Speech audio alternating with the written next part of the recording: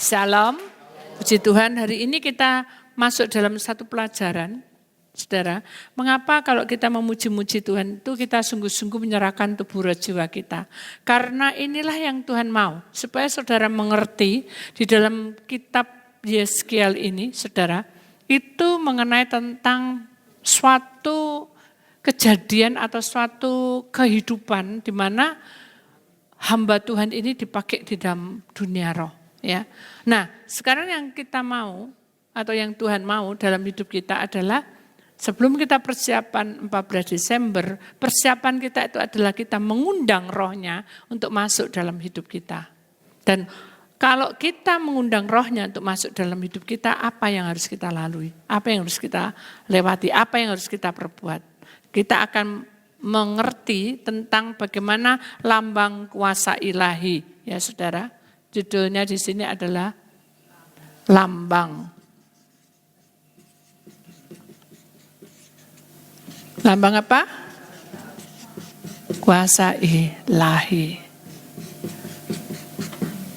Nah, ini kita masukin, saudara tolong perhatikan baik-baik. Orang hidup itu selalu banyak tantangan, betul enggak? Semua orang di muka bumi ini tidak ada satupun yang tidak pernah mengalami. Semuanya pasti mengalami.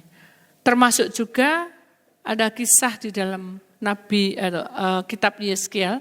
Nabi ini juga pasti juga banyak tantangan. Kenapa? Karena orang siapa yang percaya dunia roh? Saya juga nggak pengen ke situ juga. Siapa mau? Ya. Tapi karena Tuhan izinkan semua itu supaya karya Tuhan itu terkuat. Supaya kuasa Tuhan itu kita pahami. Makanya ada orang-orang yang ditunjuk oleh Tuhan supaya kita itu masuk dan berkenan di dalam kemah yang kudus. Ya, bukan berarti kalau kita sudah bertemu seperti itu kondisinya masuk surga. Enggak juga. Karena setiap pribadi manusia akan mempertanggungjawabkan masing-masing kepada Tuhan. Demikian juga hidup kita. Kita akan dipertanggungjawabkan dan Tuhan pun akan mempertanggungjawabkan. Yang terpenting adalah kita harus tahu bagaimana kita mengerti lambang kuasa ilahi. Kenapa? Karena hal ini atau perkara di dalam Yeskiel ini saya pada waktu koma itu ke bawah. Dalam arti karena setelah saya koma sembuh ya saudara, orang tidak mau percaya. Semua orang kalau dibilang, ini loh, om di gereja ini loh, di depan itu loh ada orang perempuan yang masih gadis. Dan dia itu rohnya gentayangan. Apa yang harus kita perbuat? Pulang ya Tik, kamu pasti panas lagi. Dik saya kalau naik becak, kan kalau di Madiun masih banyak becak ya. Saya bingung becak ini kok jalannya pelan. Saya tengok tuh, bungkuk gitu. Ternyata bungkuknya bukan bungkuk karena apa? Bungkuk karena ada ular yang panjangnya kurang lebih 5 meter lah. Ya berat jadi. Tapi menurut kasat mata punggungnya itu bungkuk gitu. Terus teman saya bilang, ini kok becak gitu maksudnya kok kerja lain ini kan kasihan. Naik ke atas kan jauh menteh-menteh. Jalannya kan tinggi maksudnya nanjak gitu loh. Akhirnya kita juga tidak tega, kita turun. Tapi saya juga ngeri juga ngelihat ada ular di punggungnya. Itu kan risih. Gitu. Hanya saya bilang karena risih itu saya jadi bilang, siapa mau melihat hal-hal seperti itu kan tidak mau. Itu roh jahat yang kita lihat itu roh-roh yang seperti itu. Yang pada waktu awalnya tuh saya kelihatan gitu. Jadi teman saya bilang ini loh tukang becak ini kasihan di dalam punggungnya itu ada ular. Mungkin kurang lebih 5 meter. Gitu. Dia ketawa-ketawa. Malah saya pulang enggak jadi pergi, mungkin kamu panas, aku takut kamu kumat. Jadi orang enggak percaya saudara. Bahkan mama saya sendiri juga enggak percaya. Mah, di belakang rumah itu loh mah, ada genderuwo ya, makanya kan malam krotok. Itu loh ada yang lempar, bukan maling, bukan apa. Wes ya, diduro ya. Jadi hal-hal yang tidak kelihatan itu, saudara, kadang manusia tidak semudah itu untuk kita percaya. Saya sendiri juga tidak mau, gitu. Tapi itu nyata saya alami. Demikian juga lambang dari kuasa ilahi ini, saya juga enggak berharap, Tuhan kasih aku pengertian pemahaman. Enggak. Karena saya bingung aja, posisi tidak ada yang bisa ditanyai. Ya saudara, sini enggak, situ enggak, semua enggak mau semua. Terus saya mau tanya siapa kalau enggak Tuhan. Gitu. Akhirnya saya tanya Tuhan gimana caranya. Baca firman sudah, puasa sudah, menyembah sudah. Ya apa caranya? Akhirnya saya bilang gini, wes enggak tahu. Setiap kali saya mau berdoa, wes enggak tahu, tak serano. Setiap kali saya mau baca firman, Tuhan tak serano, saya enggak tahu apa ini semua. Kok kelihatan ini, kelihatan ini. Nanti setiap kali, jadi saya serahkan gitu. Saya belajar untuk menyerahkan, karena saya sudah enggak tahu, mentok sudah enggak tahu jawabannya gitu. Enggak tahu apa yang saya lakukan itu enggak tahu, saya angkat tangan gitu. Begitu kita angkat tangan, Tuhan itu bekerja saudara. Akhirnya ada sesuatu kerinduan. Jadi bukan suara, Ti, kamu ya berdoa, enggak. Ada suatu kerinduan untuk menyembah. Saya menyembah, saudara. Tidak tahu berapa kali, yang jelas saya menyembah. Mungkin bisa berjam-jam, bisa 2 jam, bisa 3 jam, bisa 1 jam. Saya enggak menghitung jam. Kadang kan orang kalau dulu waktu saya masih umur 10 kan saya biasa juga untuk doa. Saya lihat jam. Oh sebentar lagi pulang. Oh sebentar lagi, itu saya. Tapi begitu saya menikmati hadirat Tuhan, saya tidak berani lihat jam. Kenapa? Karena Tuhan itu lebih berkuasa atas jam. Betul enggak? Tuhan itu lebih berkuasa menentukan kapan kamu itu berhenti untuk menyembah aku. Dan kapan kamu itu untuk terus menyembah aku. Betul enggak? Jadi itu hak Tuhan. Jadi kita tidak perlu ngejami. Nanti Tuhan yang akan bergerak sendiri. Walaupun sudah sibuk apapun, itu bisa. Karena saya merasakan. Sudah saya doa. Saya bangun jam 4, kadang jam 3, kadang jam 2. Bukan saya enak tapi itu ada satu gerakan yang bangun sendiri gitu. Dan saya berdoa menyembah sendiri, berdoa menyembah. Dengan kondisi seperti itu saudara, hadirat Tuhan itu tepat pada waktunya. Jadi kita kalau sudah berdoa menyembah, oh pasti jawab Tuhan. Enggak. Jadi kalau pada waktu kita datang pada Tuhan itu enggak boleh ada motivasi, oh nanti sudah berdoa gini, selesai sudah persoalannya. Jangan. Nanti begitu saudara menanti-nanti enggak ada jawabannya, saudara akan kecewa. Jadi pada waktu saudara datang, saudara hanya menyerahkan aja pada Tuhan. Itu saya belajar juga. Jadi saya serahkan, wis tak tahu. Orang bilang aku sakit, tak serano semua sudah. 1 hari, 2 hari, 3 hari, terus berjalan seiringnya waktu saya tidak terasa puasa 50 hari. Puasa 50 hari. Saudara. Dan puasanya itu bukan jam 12 malam 12 siang loh saudara. Bukan jam 12 siang atau sampai selesai ibadah. Bukan. Tapi jam 12 malam sampai pukul 6 sore. Itu saya. Jadi saya berdoa, menyembah. Tapi bukan tidak kerja. Jadi kalau saya berdoa, jam doa itu di saat saya tidak ada kerjaan. Jadi kalau kita tidur, bangun kita mungkin jam 4, berarti antara jam 1, 2, 3 itu kita bisa doa. Atau malamnya setelah kita makan, itu doa. Jadi doa itu tidak mengganggu kegiatan saya. Itu saya sudah komitmen, saya tidak mau mengganggu pekerjaan, saya tidak mau mengganggu apapun. Saya yang penting, mending diri saya sendiri yang saya potong. Mungkin kita tidur, biasanya jam sekian kita potong untuk kita berdoa. Tapi kita tidak hitung-hitungan. Itu prinsip saya dulu. Jadi Tuhan itu mendengar kerinduan seseorang. Setiap doa, kalau doa itu betul-betul sudah waktunya, Tuhan buka semua. Betul enggak? Tuhan buka. Akhirnya saya ini merasa bahwa diri saya ini kecil. Jadi roh saya itu keluar, saya merasa bahwa tubuh saya itu kecil. Seperti umur 7 tahun, 5, 6, 7 tahun gitu. Saya dibawa ke sawah-sawah. Ya itu setiap kali saya mengantarkan orang tua, ya kan papa saya itu kondektur dulu. Jadi setiap kali kita ngantar gitu sama mama, itu naik sepeda, saya pakai sepeda kecil, dia sepeda besar sama mama, goncengan sama mama. Itu saya selalu melihat ada sawah-sawah gitu, subur gitu, senang. Dan di situ selalu saudara ada seperti binatang yang saya pikir kan juga enggak tahu. Saya awalnya enggak tahu itu binatang apa. Tapi dia berkata papa bilang, "Pak, itu binatang apa sih, Pak?" "Oh, itu. Kamu tahu itu lembu." "Oh, udah toh? Itu kenangan saya." Terus tidak lama lagi ada orang yang bangun di rumah itu juga lembu lagi. Jadi saya itu ketemu lembu gitu terus. Jadi saya ini bingung kenapa ya Tuhan kok mempertemukan lembu aja. Akhirnya satu ketika saya tuh duduk persis di depannya dia.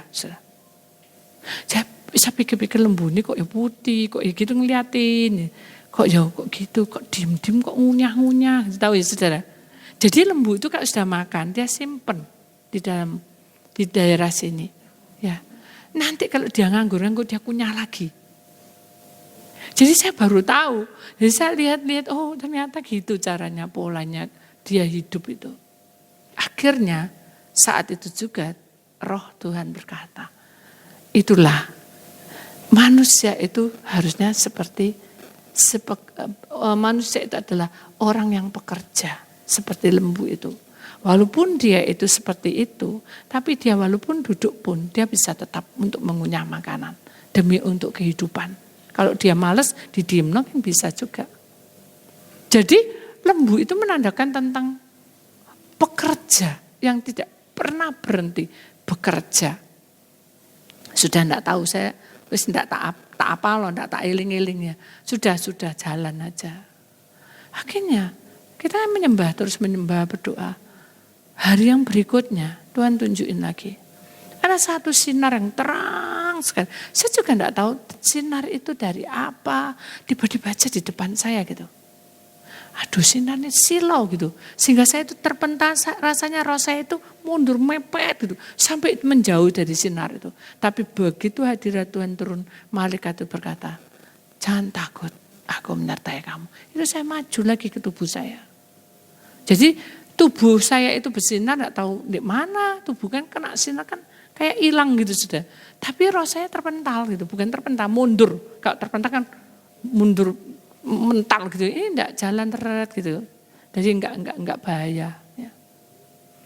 Nah dari situlah saya bingung, apa ini? Tapi begitu malaikat Tuhan, jangan khawatir, aku menyertai kamu. Saya masuk lagi ke tubuh, saya baru lega. Aduh ini sinar apa ya kok silau sekali. Tuhan datang. Dia bilang, itulah kuasa ilahi. Berarti kuasa ilahi ini berarti lebih percaya lagi daripada Roh Kudus. Karena saya juga tidak tahu waktu itu. Saya jatuh tersungkur karena saya merasa bahwa saya tidak mampu menahan sinar itu. Dari situlah saya tahu bahwa sinar kemuliaan ilahi itu kita bisa terima pada saat kita betul-betul berserah kepada Tuhan. Dan mari kita perhatikan lebih dulu saudara, karena saya ingin saudara itu memperhatikan bagaimana Tuhan itu bicara di tengah-tengah kita. Di dalam tubuh manusia, ya saudara, kehidupan manusia ini selalu ada tubuh, ada roh, ada jiwa. Ini harus satu paket, tidak boleh terpisahkan. Nah, sekarang perhatikan baik-baik gambar pertama, saudara. Kita lihat gambar pertama di sini. Ya. Di sini ada singa ya yang memakai mahkota. Ya. Sinar kemuliaan Tuhan itu bekerja di saat kebenaran ilahi, kuasa ilahi itu turun. Itu kalau dalam roh itu bermahkota, tetapi kalau kita melihat secara kasat mata kita juga tidak tahu. Tapi yang jelas sinar kemuliaan itu terang, sinar ilahi itu terang karena hadirat Allah ada. Kuasa Allah ada. Pada saat saya mau minta Tuhan lepas no penglihatan kayak gini nih. Aduh saya dipikir dukun Kristen lah, dipikir perdukunan, apalah sesat lah. Wah saya capek Tuhan lepas no. Nah saat saya ngelepas no itu kan saya dihadapkan dengan kuasa ilahi. Disitulah saya jatuh tersungkur dan saya tidak layak untuk memandangnya. Dan itulah hadirat Allah ada di tengah-tengah tempat di mana saya masuk di satu tempat yang luas dan itulah kuasa hadiratnya. Jadi yang saya terangkan di sini adalah kuasa ilahi itu di atas segala-galanya. Dia itu bercahaya dan memiliki suatu maksud. di dalam hidup kita. Supaya kita mengerti bahwa Allah itu bicara di tengah-tengah orang-orang pilihan Allah. Allah itu bicara supaya kita tuh tahu bahwa apa yang menjadi permintaannya, apa yang menjadi kerinduannya. Itu yang Tuhan mau. Jadi ini tanda kebenaran atau kemuliaan Tuhan itu berkuasa dan bertata atas setiap hidup di dunia ini. Baik itu binatang, itu gunung, atau itu tumbuhan, atau itu siapapun manusia, semuanya itu dia bertekuk lutut di hadapannya. Itu kuasanya. Ya, jadi kita ingat bahwa kuasa ilahi itu di atas segala-galanya. Kemudian kita lihat gambar yang kedua, saudara. Perhatikan baik-baik gambar kedua. Kita tahu bahwa di dalam satu ayat, Yeskiel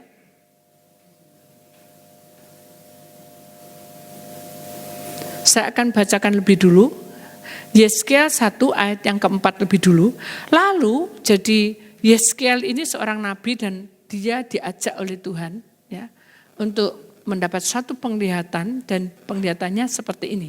Yeskiel 1 ayat 4. Lalu aku melihat sungguh angin badai bertiup dari utara dan membawa segumpal awan yang besar dengan api yang berkilat-kilat. Dari awan itu dikelilingi oleh sinar di dalam tengah-tengah api itu.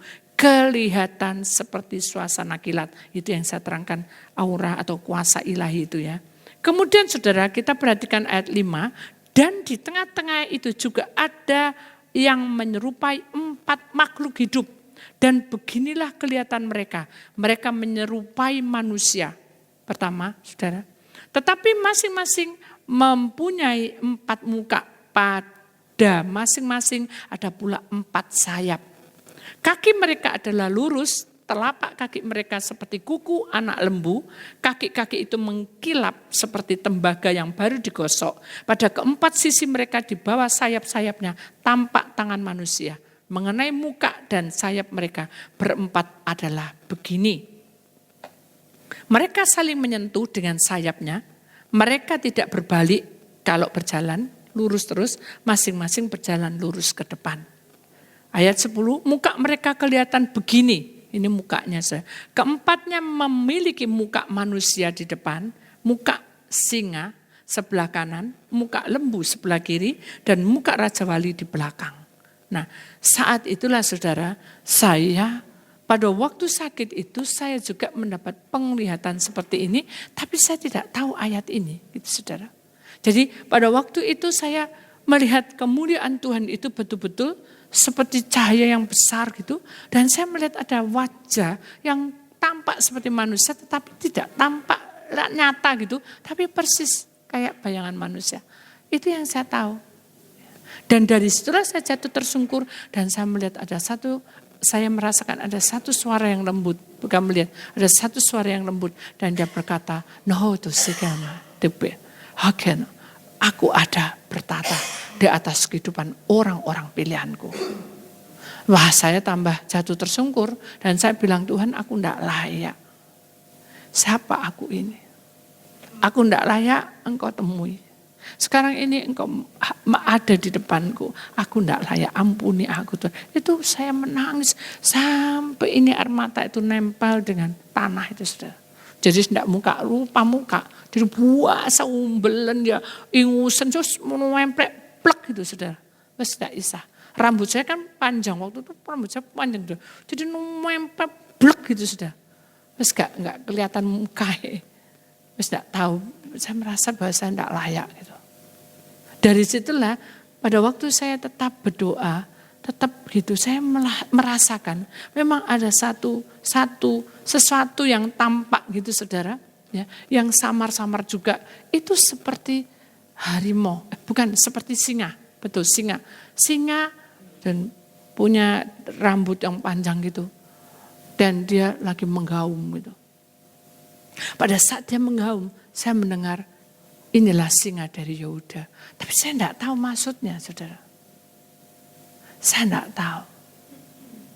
Setelah itu saya belum bingung sebelah sini ada lembu yang saya lihat tiap dari kecil. Saudara, sampai saya sekarang itu waktu dapat penglihatan itu masih kelihatan. Tetap ada lembu, dia tidak di pasar, kelihatan lembu terus.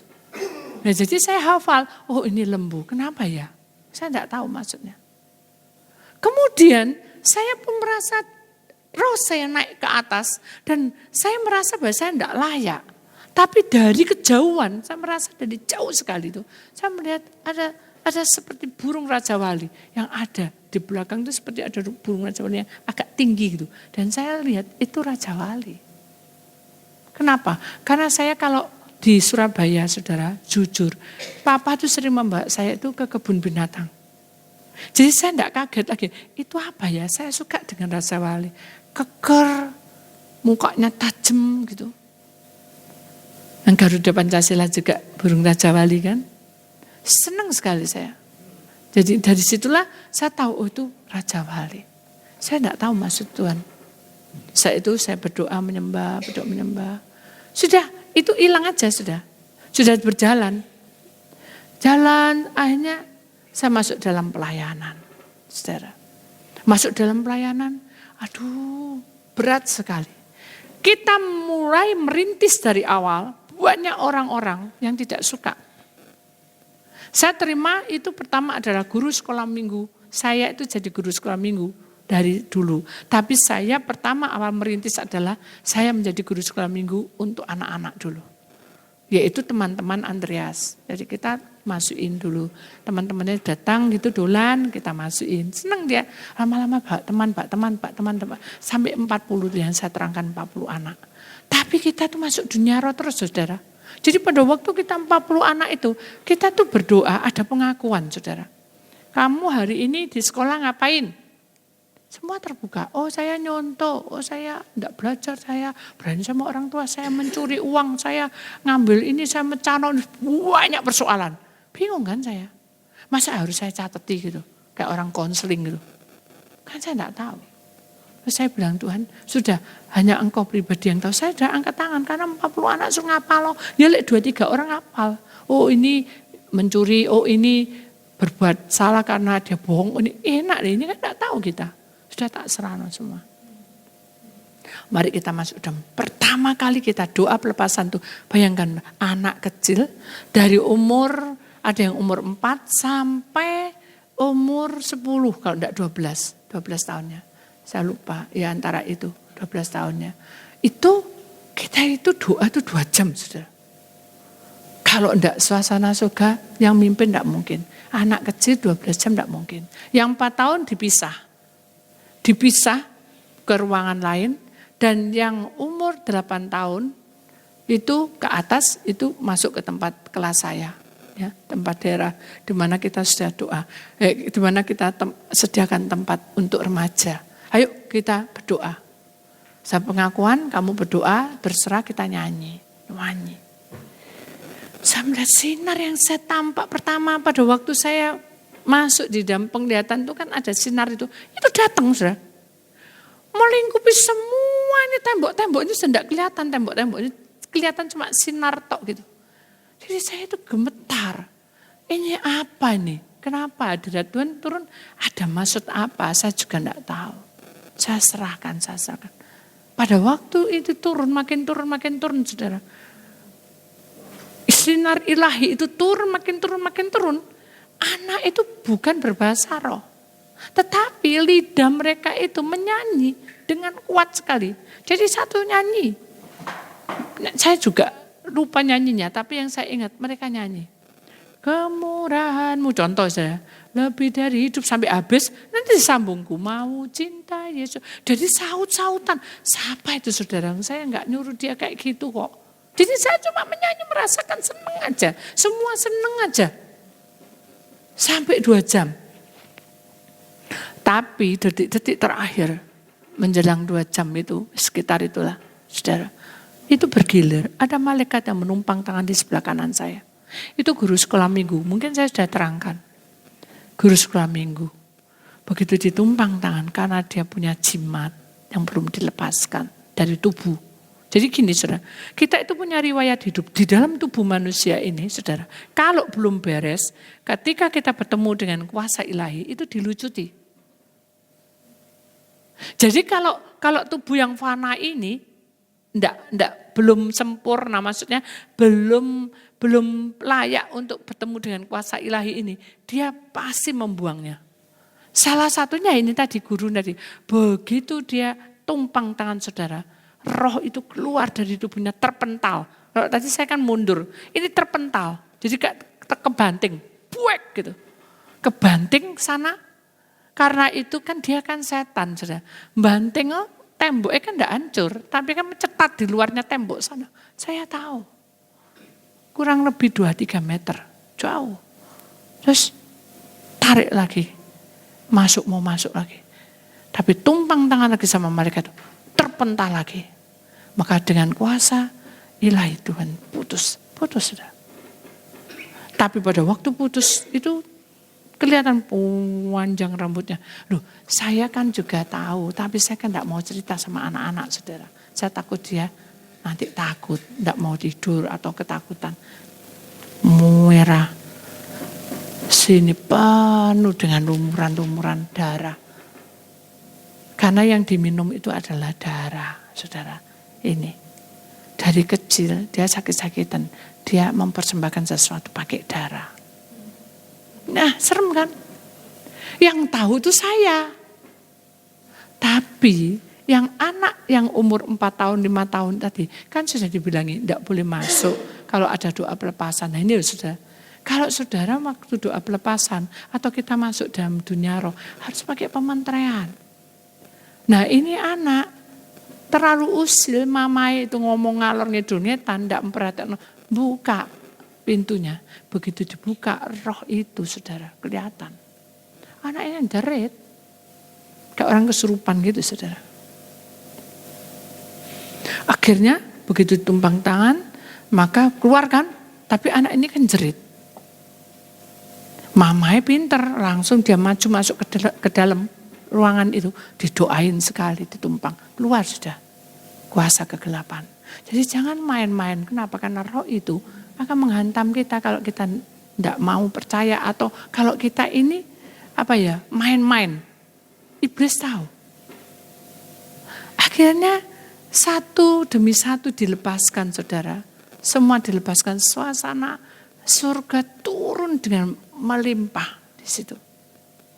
Dan saat itulah saya melihat betul-betul Tuhan hadir di tengah-tengah tempat di mana kita berdoa untuk 40 anak tadi. Karena saya melihat jubah Tuhan itu melewati. Ya kelihatan jubah gitu jalan. Dan saya mendengar inilah singa dari Yehuda. Berarti Tuhan Yesus itulah singa Yehuda. Itu saya baru tahu. Oh iya. Begitu lawatan Tuhan luar biasa, semua nangis, tidak ada yang tidak nangis. Begitu selesai, hadirat Tuhan sudah meninggalkan ruangan itu, dan kita amin, semuanya termangu, tidak mau pulang-pulang. Sudah pulang, sudah malam, tidak pulang-pulang. Kenapa? Karena dia pengen cerita dengan saya. Ibu, tante, ya ada yang ngomong, tante ada yang ngomong, ibu, ini tadi itu loh namanya Mbak Yuyun, itu ada roh gini-gini. Loh kok tahu persis yang saya lihat tuh. Ya sudah kamu enggak boleh takut, setan itu pasti kalah. Saya terangkan gitu. Semua anak itu kelihatan. Jadi kuasa ilahi ini melucuti semua perkara yang tidak benar. Itu saya ambil cupliannya saudara. Itu berarti saudara yang dikatakan di dalam Yesaya 1 ayat 10 ini sudah dinyatakan. Dari zamannya Yesaya sampai sekarang itu masih berlaku. Kalau saudara menganggap Tuhan itu di atas segala-galanya, mari kita terima rohnya untuk kita diubah hidup kita seperti anak sekolah minggu. Diubah hidupnya supaya mereka tidak melakukan pelanggaran-pelanggaran. Kita ini sudah tua. Kita mau apa lagi? Tujuan kita adalah hidup. Kita masuk dalam kebenaran Tuhan. Kita tidak berandai-andai. Kita tidak ada waktu saudara. Waktu kita ini sangat berharga. Di hadapan Tuhan itu kita ini sangat berharga. Mari kita ambil waktu kita yang berharga ini. Untuk betul-betul mengenal singa dari Yehuda. Yaitu Tuhan Yesus sebagai juru selamat hidup kita. Kenapa? Karena dia bertata di tengah-tengah kita. Makanya di sini kan dikatakan bahwa di sini keempat ini mempunyai muka manusia. Manusia itu adalah kepribadian hidup kita. Manusia ini adalah tubuh, roh, jiwa kita ini manusia. Mengapa ada di tengah? Karena Tuhan ingin supaya kita hidup seia sekata dengan rohnya. Tapi kita tidak sadar bahwa apa yang kita lalui itu kadang kita menjauh dari kemuliaan Tuhan. Sehingga kita tidak menemui sinar ilahi itu. Kita harus cari itu. Kita minta kerinduan itu. Kita minta. Tidak perlu kita cari di mana. Kita minta supaya Tuhan itu hadir. Supaya Tuhan itu ubah hidup kita. Itu yang penting. Lalu yang kedua, mengapa di sini ada gambar lembu? Lembu itu tanda pekerja. Tuhan ingin ketika kita masuk dalam dunia ini, kita sudah menjadi orang yang pekerja ulet, betul-betul punya masa depan. Kalau kita masih sekolah, punya masa depan ke depan. Jangan putus asa. Tadi ada seorang ibu juga bilang, aduh anak saya di luar negeri sudah mendapat pekerjaan, puji Tuhan, tapi kok rasanya kok banyak musuh. Ya itulah manusia, dunia itu tidak suka kita maju. Bukan dunianya, iblis tidak suka kita maju. Jadi mari sekarang ini apapun yang terjadi, ayo kita jalani bersama-sama. Saling menguatkan. Oh anak kita lagi masalah, ayo kita kuatkan. Oh ini mantu lagi masalah, ayo kita kuatkan. Oh orang ini ada, ayo kita kuatkan. Karena apa? Karena tidak ada waktu lagi. KKR ini akan berjalan terus, sedangkan ini kita sudah tinggal berapa bulan. Kita juga tidak ngerti bagaimana caranya. Tapi saya yakin Tuhan akan ikut campur tangan. Kenapa? Karena kita betul-betul mencari Tuhan. Dan kita minta Tuhan itu mau menata bagaimana. Saya berserah aja sama Tuhan. Karena tidak ada waktu, saudara. Waktu ini rasanya kita ini kayak kejar-kejaran. Kita tidak tahu bagaimana pertemuan kita, bagaimana jalannya bagaimana. Tapi kita tahu harus ada ketertiban, harus ada aturan. Kenapa? Karena Tuhan punya kuasa. Di tempat saya, saudara, saya katakan itu adalah Leon itu kan masih kecil, dia harus suster yang jaga. Jadi kalau suster, dia harus tahu kan apa yang dikerjakan. Tapi dia tidak boleh seenak-enaknya sendiri. Contoh, kalau dia mau nuangkan susu, mungkin dia nuangkan susunya dulu. Tapi di tempat kita airnya dulu, ya harus mengikuti aturan kita. Jadi aturan yang Tuhan berikan kepada kita itu, kita harus mengikuti aturan Tuhan, bukan mengikuti aturan kita, karep-karpe dewek. Oh nanti kita pengen datang. Oh nanti kita pengen diberkati di doa, no, ayo kita datang. Tapi lek sudah ndak ya ndak, sudah kapan-kapan aja. Loh, itu bukan aturan Tuhan. Tuhan itu mengajarkan kita setia. Setia sampai kamu tak panggil. Setia sampai kamu ngerti bahwa aku itu memberikan tanda di atas hidupmu. Jadi orang yang setia itu ada poin. Di mana kita itu menjadi orang yang rajin betul-betul. Kalau dulu sekolah minggu saudara, saya kalau datang hari Minggu, saya mesti dapat gambar, dombanya itu 12 gitu ya saudara. Jadi minggu pertama saya dikasih tempelan domba toh, untuk ditempel 1. Di besok lagi minggu datang lagi kasih 2 gitu. Kasih lagi, jadi berarti saya 2 kali datang di sekolah minggu. Tuhan pun juga ingin bukan menempelkan gambaran, tapi menempelkan hatimu itu loh pada Tuhan selama-lamanya. Supaya Tuhan tahu, kita tahu bahwa rencana Tuhan itu selalu ya dan amin. Bagaimana kita bisa tahu ya dan amin? Kalau kita ini cuma tanya tok, tidak mau melakukan, tidak mau berjalan, tidak mau mengikuti, tidak mau melakukan yang dengan sukacita. Semuanya ini, tunggu. Ya apa? Gimana? Jadi masih banyak pertanyaan. Apakah kita selamanya seperti itu? Saudara, jujur saya bilang. Saya ini dulu pelayanan sampai sekarang itu sudah sangat berbeda. Waktu saya perjalanan pergi ke pelayanan, saudara, itu 3,5 jam dari Jakarta ke tempat itu, lokasi itu 3,5 jam. Jadi begitu turun itu saudara, ini wis jalannya liur-liur saudara. Kalau secara logika mungkin saya berdiri gini, ya ngeliang-ngeliang. Jadi kadang kalau kita curhat sama orang, banyak orang juga kadang ada yang mencemooh, ada yang kasihan. Tapi kita memang namanya orang bersatu. Kan kita tuh curhat enggak apa-apa. Tapi kalau itu enggak baik jangan dimasukkan di hati. Betul enggak? Kalau itu nasihat enggak apa-apa kita terima. Itu harusnya hukum kita tuh seperti itu dalam peraturan hidup kita. Tapi kita kan enggak bisa. Kadang kita enggak enak hati sendiri. Jadi pada saat saya ngeleang itu saya cuma bilang gini, aku serano. Begitu sampai, ayo masuk. Tangganya cik tinggi ini saudara. Saya bilang aku enggak kuat Tuhan. Ya le ada lip. Loh saya baru ngomong gitu dalam hati. Orang yang bilang, ayo lewat sini aja. Bu, naik lip. Wah hebat. Gereja cilik ada lip. Itu dalam hati saya. Tuhan sediakan saya lip. Saya naik itu sampai nangis saudara. Begitu datang langsung masuk saudara. Pelajaran. Bingung saudara. Gak mandi gak apa. Langsung masuk. Gimana sudah mepet jamnya. Kena macet. Hari kedua. Saya cuma gini di hotel, Tuhan. Tak pegang ini. Tak pegang semua buku nyanyiannya. Saya bilang, tak serano. Karena nyanyian pertama, ampuni semua kesalahanku, itu tidak ada yang bisa. Saya pasrah, saya tidak bisa nyanyi Tuhan. Saya pasrah. Hanya Engkau yang bicara lewat lidah bibir hamba.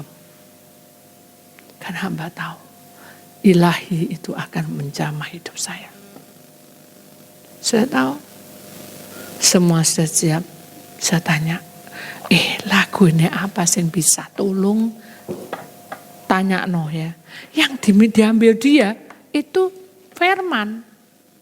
Jadi tentang firman yang nggak cocok, maksudnya nggak pas. Gak mau aku, minta yang ini aja. Akhirnya ya oke.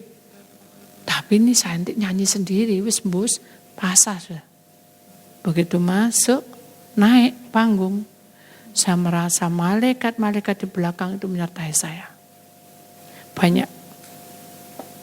12 entah 10. Saya berdiri kiri kanan malaikat, jangan takut. Saya tahu sinar ilahi itu luar biasa di tengah-tengah itu. Dan saat saya bicara, bukan saya yang bicara. Saya yakin itu. Suara itu pasti dari Tuhan. Dinyatakan kuasa ilahinya. Karena tubuh sudah berserah. Karena rapuh. Kalau saudara merasa rapuh dan tidak berguna lagi untuk anak dan mantu mungkin. Jangan takut. Tuhan lebih berharga mengangkat hidup kita. Amin. Dia tidak pernah mempermalukan kita. Dia dahsyat. Dan dia berkuasa membentuk hidup manusia. Dan dia akan tunjukkan bahwa kamu adalah orang yang berharga di hadapan Allah. Bukan berharga di hadapan manusia, saudara. Kalau saya berharga di hadapan manusia, saudara pasti dihormati. Kita tidak perlu itu. Kita perlu Tuhan itu menghargai hidup kita itu sudah. Puji nama Tuhan. Betul enggak? Siapa kita ini? Itu yang penting. Jadi dalam tubuh manusia, saudara, hendaknya kita itu betul-betul rela untuk melakukan apapun. Mungkin kondisi kita sudah cuapek pos, saudara. Karena saya tahu bahwa, wah ini, saya hari pertama itu saudara, saya begitu jatuh, masuk ke tempat tidur, sudah teler, bukan ngantuk, tapi lemes gitu, sudah tidak kuat. Ngambil koper tuh ngangkat tuh tak taruh tuh sudah tak buka itu, ini sudah ngambang semua, berarti sudah capek. Jadi mau ngambil apa tuh sudah lupa, apa gitu lupa. Jadi yang saya pegang tuh cuma buku tab ini sama buku nyanyian. Karena saya melihat di tempat koper yang kecil itu ada liputan buku nyanyian. Saya minta seseorang untuk kirim, tapi itu mereka tidak bisa semua. Jadi saya bingung, jadi akhirnya yang buku liputan itu yang tak pakai. Dari situlah Tuhan menuntun semuanya. Kenapa? Karena tubuh saya sudah rela, sudah pasrah bongkoan sudah. Sekarang kita masuk dunia roh, saudara. Ini kan kita bicara tentang roh. Roh itu penurut. Tapi penurut kayak apa? Roh saudara itu penurut, tapi penurutnya kayak apa? Mari kita perhatikan, kalau kita melihat di sini saudara. Jadi muka singa itu sebelah kanan itu ada hadirat Allah, muka lembu itu adalah pekerja, dan di belakang itu adalah Raja Wali. Itu menandakan tentang kuasa Allah itu akan membawa terbang tinggi dengan kuasanya. Kita dibawa terbang tinggi. Apapun yang terjadi kita akan diangkat melewati gunung-gunung dan lembah-lembah. Itu ada kan pujiannya. Dibawa kita masuk. Sinar ilahi itu akan membawa kita kemana Allah mau. Bukan kita yang mau. Benar begitu saya sudah pasrah, roh saya sudah, tubuh saya tidur, roh saya betul-betul sudah pasrah, betul-betul roh itu terangkat saudara. Nih, tak kasih kamu kesegaran.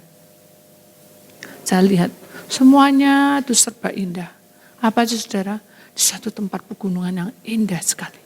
Tapi saya tidak tahu pegunungan apa itu. Saya merasakan bahwa itu tanaman itu hijau-hijau. Karena saya suka tanaman saudara. Jujur saya bilang, di rumah saya itu kan pohonnya ditebang. Jadi saya sedih sekali. Saya sedih burung yang saya sering doakan itu juga, kan sekarang juga jarang saya doakan. Itu hilang juga. Jadi tidak ada apa-apa. Di rumah sepi gitu. Jadi saya hanya bilang, Tuhan, saya pengen saya mendengar suaramu lewat mereka. Tidak ada satupun burung yang memuji-muji Tuhan. Tidak lama kemudian saya datang saudara. Ini kilas burung aja. Dia bilang, bapaknya penjaga tuh, penjaga kebun, ini tak kasih burung satu. Saat saya datang dia pergi jauh saudara. Mengucapkan selamat datang, Tuhan baik ya, kamu pulang dari pelayanan capek.